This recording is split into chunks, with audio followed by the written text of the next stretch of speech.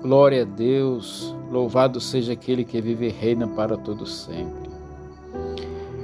Que Deus possa abençoar grandemente a sua vida. No Salmos 119, a partir do versículo 17, a palavra do Senhor ela fala assim para nós: Faze bem ao teu servo, para que viva e observe a tua palavra.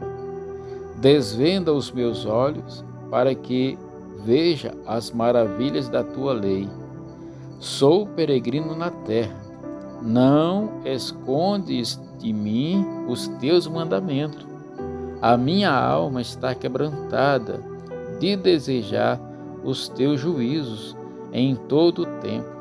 Tu repreendestes asperamente os soberbos, amaldiçoados que se desviam dos teus mandamentos. Tira de sobre mim o opróbrio e o desprezo, pois guardarei os teus testemunhos. Enquanto os príncipes se coluiavam e falavam contra mim, o teu servo meditava nos teus estatutos. Também os teus testemunhos são o meu prazer e os meus conselheiros. Aleluia. O Salmo 119 é um salmo que expressa um grandioso amor à palavra escrita de Deus. Essa palavra, ela vem cheia de promessas, ela vem cheia de mandamentos, de direção, ela vem com testemunhos, com ensino, com sabedoria, com verdade, com justiça e também com repreensão para aquele que observa a lei, os mandamentos, os estatutos de Deus. Meus queridos, porque a palavra ela é algo que nós devemos estar meditando nela. Hoje, infelizmente, o evangelho ele tem sido pregado de maneira virtual, de uma coisa assim que... Porque nós devemos observar as leis. Jesus ele veio cumprir e ele cumpriu e ele não aboliu a lei, muito pelo contrário. Jesus ele foi o único entre nós que viveu neste mundo como homem, que cumpriu toda a lei. Para quê?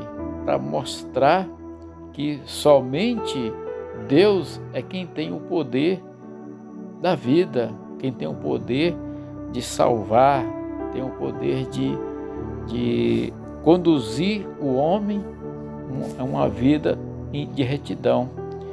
Só que a lei ela foi escrita para mostrar para mim, para você, para todos nós, que pelos nossos próprios esforços e méritos, nós não conseguimos fazer com que Deus receba a nossa vida de maneira plena, por causa do pecado. O pecado fez essa ruptura, o pecado ele nos separou de Deus. E somente através de um sangue puro é que há a remissão dos pecados. Por isso a morte de Jesus Cristo, o sangue vertido naquela cruz, ele é algo tremendo e poderoso. Ele tem o poder de curar, tem o poder de salvar, tem o poder de transformar uma vida. Tudo isso mediante a fé daquele que busca a Deus. Então é necessário que aquele que se aproxima de Deus tenha fé. Tenha fé e creia em sua palavra. E que cada palavra que foi escrita aqui é de fato algo assim tremendo. Porque quem revela a palavra de Deus não é a mente, o entendimento humano, não é a sabedoria do homem, não. O homem ele pode ser um camarada altamente estudado, sabe? Mas se não tiver a graça, a unção, o derramar do Espírito Santo, que é aquele que foi enviado pelo próprio Deus, pelo próprio Jesus, para nos ajudar a caminhar, meu querido, minha querida, não, você vai ser uma pessoa religiosa, você vai ser uma pessoa inteligente, você é uma pessoa sábia, falante, eloquente, mas se não tiver a graça de Deus dentro de você, porque a mudança tem que começar na minha vida, a partir da minha vida é que as coisas acontecem.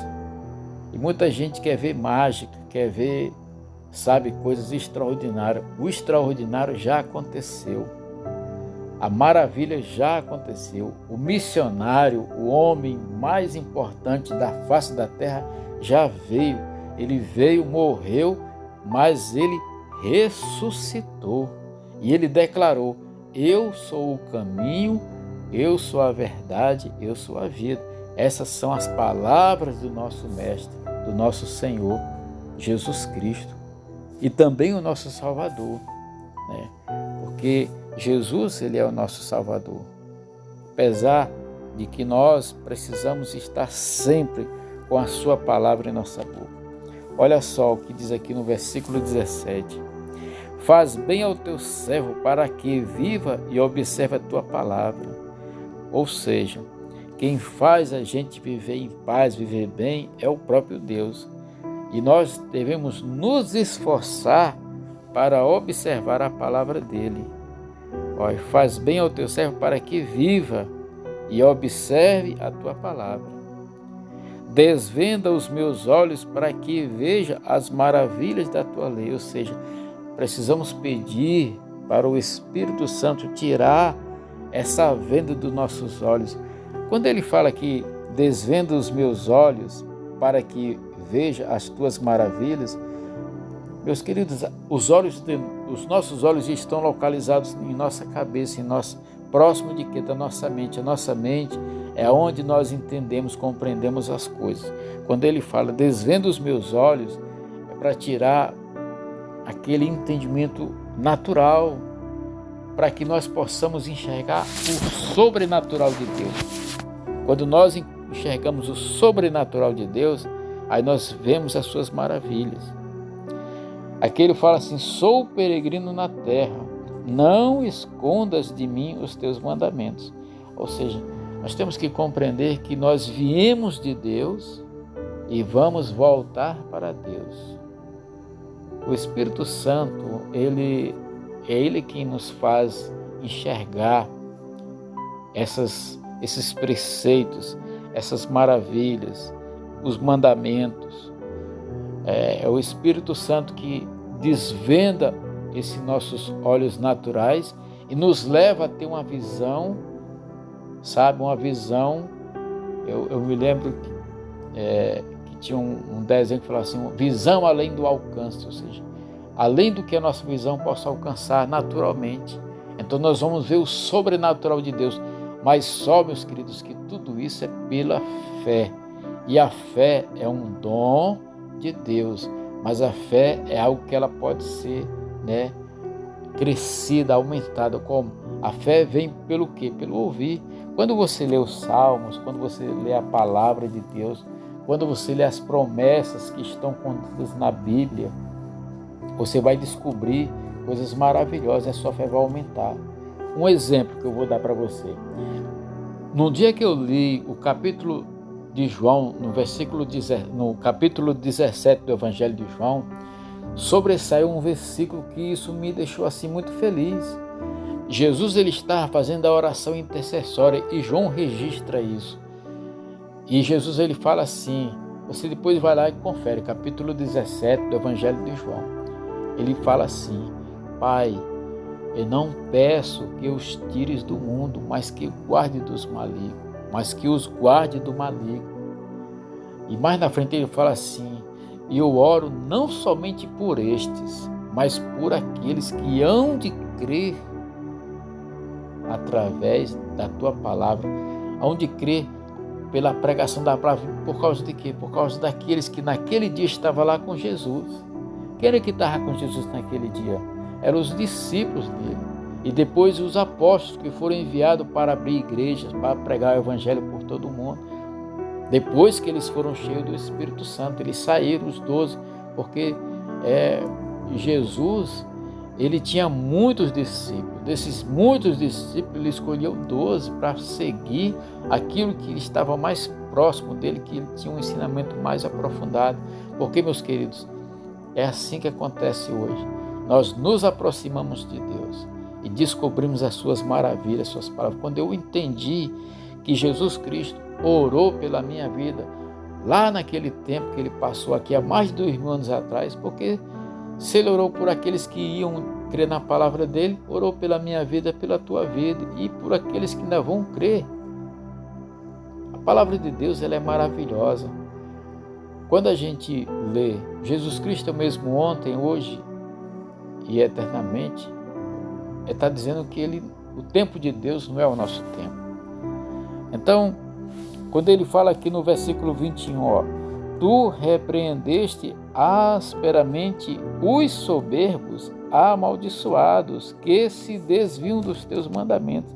Então Deus ele não castiga, mas ele repreende de maneira áspera, ou seja, de maneira violenta mesmo.